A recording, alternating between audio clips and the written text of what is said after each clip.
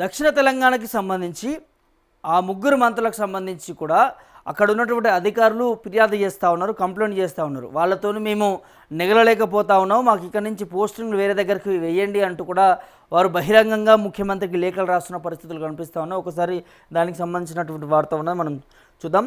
వామో ఇక్కడ పోస్టింగ్ వద్దు, ముగ్గురు మంత్రులని తట్టుకోలేకపోతున్నామంటున్న అధికారులట. దక్షిణ తెలంగాణలోని కీలక జిల్లాల్లో పరిస్థితి ఇది. ప్రోటోకాల్ నుంచి పరిపాలన వరకు కూడా కమ్యూనికేషన్ గ్యాప్స్, ఏం చేయాలో తెలియక తలలు పట్టుకుంటున్న ఆఫీసర్లట. సో డిప్యుటేషన్ ట్రాన్స్ఫోర్స్ కోసం కొందరు ప్రయత్నాలు, అన్ని శాఖల ఆఫీసర్లకు కూడా వర్క్ ప్రెషర్ ఉందట ఆ దక్షిణ తెలంగాణకు సంబంధించి కూడా. ఒకసారి చదువుతాం పూర్తిగా. దక్షిణ తెలంగాణలోని ముగ్గురు మంత్రులు ఉండే ఓ కీలక జిల్లాలో ఆఫీసర్లు సతమతమవుతున్నారని ప్రచారం ఊపందుకుంది. ఆ ముగ్గురు మినిస్టర్లపై కూడా జోరు కొందరు అధికారులు తట్టుకోలేకపోతున్నారంటూ కూడా ప్రైవేజర్లకు సంబంధించి కూడా సో ప్రోటోకాల్ నుంచి పరిపాలన అంశాల వరకు కూడా అవస్థలు పడుతూ ఉన్నారు. పైగా ఈ ముగ్గురి మంత్రుల మధ్య నెలకొన్నటువంటి కమ్యూనికేషన్ గ్యాప్తో మరి తాము తలలు పట్టుకోవాల్సి వస్తుందంటూ కూడా ఓ శాఖకు చెందినటువంటి అధికారి తెలిపారు. సో కొందరైతే ఏకంగా ఈ ఒత్తులను తట్టుకోలేక డిప్యుటేషన్లు ట్రాన్స్ఫర్లకు ప్రయత్నాలు చేస్తున్నారట. ఇది ఇప్పుడు రాష్ట్ర వ్యాప్తంగా కూడా హాట్ టాపిక్గా మారింది.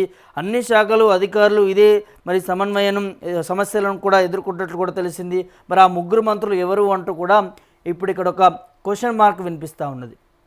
వామ్మో అక్కడ పోస్టింగ్ వద్దు, దక్షిణ తెలంగాణ. ఇక మనందరికీ తెలుసు దక్షిణ తెలంగాణ అంటే మరి ఎవరెవరు మంత్రులు ఉన్నారు ఏంటి ఏందనేది కూడా మనం ప్రత్యేకంగా పేర్లు తీసుకోవాల్సిన అవసరం లేదు. సో ఇక్కడ ఏం చెప్తున్నారు అధికారులు ఆఫీసర్లకు సంబంధించి, కలెక్టర్ల దాకా కూడా అక్కడ ఆ ప్రాంతంలో పోస్టింగ్ ఉండి ఆ ప్రాంతంలో పనిచేస్తూ ఉంటే ఈ ఒత్తిళ్ళకి దాంతోపాటు ఈ మంత్రులకి మధ్య సమన్వయం లేకపోవడం వల్ల ఆ ప్రెజర్ అంతా కూడా వీళ్ళ మీద నెట్టి వేస్తూ ఉన్నారట. సో దానికోసం చాలామంది అక్కడి నుంచి మరి డిప్యుటేషన్లకి ట్రాన్స్ఫర్ అవడం కోసం కూడా మరి పై అధికారులకి అప్పీల్ చేసుకుంటున్నారట. అక్కడ మేము పనిచేయబోము, ఆ ముగ్గురి మంత్రుల వల్ల మేము ఇక్కడ ఎంతో ఒత్తిడికి గురవుతూ ఉన్నాము. సో ఆ విషయంలో మమ్మల్ని ఇక్కడ నుంచి వేరే శాఖకి వేరే ప్రాంతానికి కూడా బదిలీ చేయండి అంటూ కూడా వారు పై అధికారులకి ఉన్నత అధికారులకు కూడా అప్పీల్ చేసుకుంటూ ఉన్నారట. మరి ఏం జరుగుతోంది దక్షిణ తెలంగాణలో, ఆ ముగ్గురు మంత్రులు ఏం చేస్తూ ఉన్నారు, ఎందుకు అధికారులను ప్రభుత్వ ఉద్యోగులని అధికారులని ఎందుకు ఒత్తిడికి తీసుకురావాల్సిన అవసరం ఏముందంటూ కూడా రాష్ట్ర వ్యాప్తంగా చర్చ నడుస్తూ ఉన్నది. సో ఇవాళ మంత్రుల స్థాయిలో ఉండి ఇవాళ మీరే ఈ విధంగా అధికారులని ఒత్తిడికి గురి చేస్తూ ఉంటే వారు ఏ విధంగా పని చేయగలుగుతారు? ఇంకా కింది స్థాయి ఎమ్మెల్యేల పరిస్థితి ఏంది, కింది స్థాయి ఉన్నటువంటి నాయకుల పరిస్థితి ఏంది, వాళ్ళు ఇంకా ఏ విధంగా ఒత్తిడికి గురి చేస్తారు అనే దాని మీదనే ఒక వినిపిస్తూ ఉంది. ఈ అంశానికి సంబంధించి కూడా ఆ ముగ్గురు మంత్రుల వల్ల ఒకటి చెప్తారు, ఇంకోటి చెప్తారు, ఇంకోటి చెప్తారు. ఆ ప్రోటోకాల్స్ విషయంలో కావచ్చు, ఇంకో విషయంలో కావచ్చు. సో ఒక సఖ్యత లేదు ఆ ముగ్గురు మంత్రుల మధ్య. అందులో ఈ అధికారులను ప్రభుత్వ అధికారులని ఇంప్లీట్ చేసి వాళ్ళ మీద ఆ ఒత్తిడి గురి చేస్తూ ఉన్నారు, వారిని ఇబ్బంది పెడతా ఉన్నారు. వాస్తవానికి వాళ్ళ పని ఏంది, ప్రభుత్వానికి సంబంధించి ఏ శాఖలో పనిచేస్తున్న వారి పని ఏంది, వారు పై అధికారులు చెప్పినట్టుగా లేకపోతే వారు చేస్తున్న వర్క్కి సంబంధించి కూడా చేసుకుంటూ ముందుకు వెళ్ళాల్సిన అవసరం ఉంటుంది. కానీ ఇందులో ఆ ముగ్గురు మంత్రులు ఇన్వాల్వ్ అయ్యి వారికి సంబంధించి కార్యకలాపాలకు సంబంధించి కావచ్చు, ఇంకోటి కావచ్చు. సో ఒక ఆఫీసర్ పైనే ముగ్గురు మంత్రులు ఇన్వాల్వ్ అయ్యి ఇబ్బంది పెడుతున్నారట, ఒత్తిడికి గురి చేస్తూ ఉన్నారు. ఇక్కడ పని చేయలేకపోతున్నాము. కొన్ని ఇంటర్నల్ కూడా వినిపిస్తున్న దక్షిణ తెలంగాణకు సంబంధించి కూడా ఎక్కువగా మంత్రులు డైరెక్ట్గా ఫోన్లు చేసి బెదిరింపులకు కూడా పాల్పడుతున్నారట. ఈ పని చేస్తారా చెయ్యి, లేకపోతే ఉంటారా ఇక్కడి నుంచి వెళ్తారా అన్నట్టుగా బెదిరింపులకు కూడా పాల్పడుతున్నారని సోషల్ మీడియాలో వినిపిస్తూ ఉంది. ఇదేదో మనం చెప్తున్నమాట కాదు, కొన్ని సోషల్ మీడియాలో దక్షిణ తెలంగాణకి సంబంధించి వార్త వినిపిస్తూ ఉన్నది. మంత్రుల అక్కడ అత్యుత్సాహం ఎక్కువైపోతూ ఉన్నది. కలెక్టర్లు అధికారులు పై అధికారులను చూడకుండా కూడా ఒత్తిడులకు గురి చేస్తూ ఉన్నారు, ఆర్డర్లు వేస్తూ ఉన్నారు, ఇబ్బంది పెడతా ఉన్నారు అనే దాని మీద పెద్ద ఎత్తున వినిపిస్తూ ఉంది దక్షిణ తెలంగాణకు సంబంధించి. మరి ఆ ముగ్గురు మంత్రులు ఎవరు? మరి ఇంత చర్చ జరుగుతూ ఉన్నా కూడా క్రమశిక్షణ కమిటీ కావచ్చు, రాష్ట్ర ముఖ్యమంత్రి కావచ్చు, మరి పార్టీకి సంబంధించినటువంటి వర్కింగ్ ప్రెసిడెంట్ కావచ్చు, పిసిసి మహేష్ కుమార్ గౌడ్ కావచ్చు, మరి వీరు ఎందుకు స్పందిస్తలేరు అనేది ఒక పెద్ద క్వశ్చన్గా మారుతూ ఉన్నది.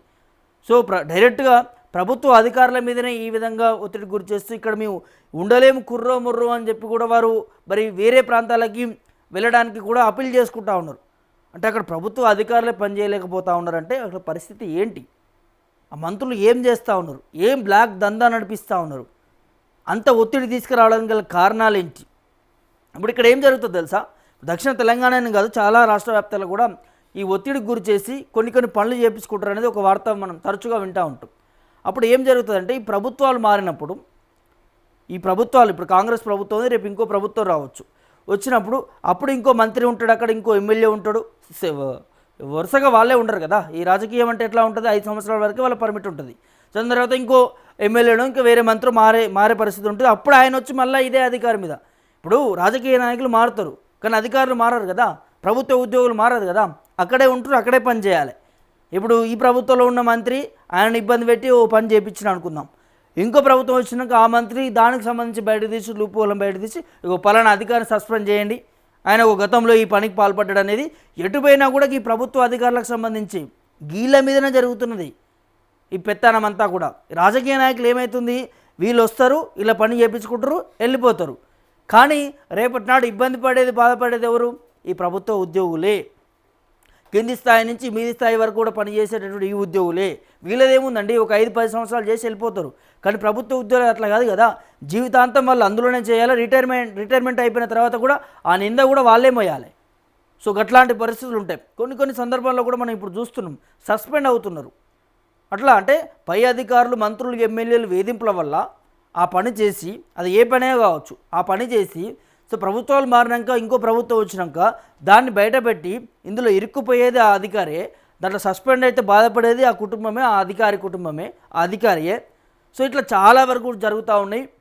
అలాంటి ప్రాంతాల్లో మేము పోస్టింగ్ చేయలేము. ఇప్పుడు మనకు పర్ఫెక్ట్ ఎగ్జాంపుల్ ఎక్కడ కనిపిస్తుందంటే దక్షిణ తెలంగాణలో కనిపిస్తూ ఉంది. మరి ఆ ముగ్గురు మంత్రుల మీద క్రమశిక్షణ కమిటీ యాక్షన్ తీసుకుంటుందా, ముఖ్యమంత్రి రేవంత్ రెడ్డి యాక్షన్ తీసుకుంటాడా, అసలు ఏం జరగబోతుంది దీనిపైన అనే దాని కూడా ఒక ఉత్కంఠగా మాత్రం కనిపిస్తూ ఉన్నది. సో మరి ఈ వీడియో చూస్తున్నటువంటి మీరు అందరూ ఏమనుకుంటున్నారు, ఈ దక్షిణ తెలంగాణలో ఆ ముగ్గురు మంత్రుల వల్ల కూడా వేధింపులకు గురవుతున్నటువంటి అధికారులు వారు పెట్టుకుంటున్న అపీల్స్ కావచ్చు, అక్కడి నుంచే మమ్మల్ని ట్రాన్స్ఫర్ చేయండి అంటూ కూడా అర్జీలు పెట్టుకుంటూ ఉన్నారు పై అధికారులకి. సో దీనికి సంబంధించి మీరు ఏమనుకుంటున్నారు, మీ అభిప్రాయం ఏంటనేది కూడా కామెంట్ రూపంలో తెలియజేయండి.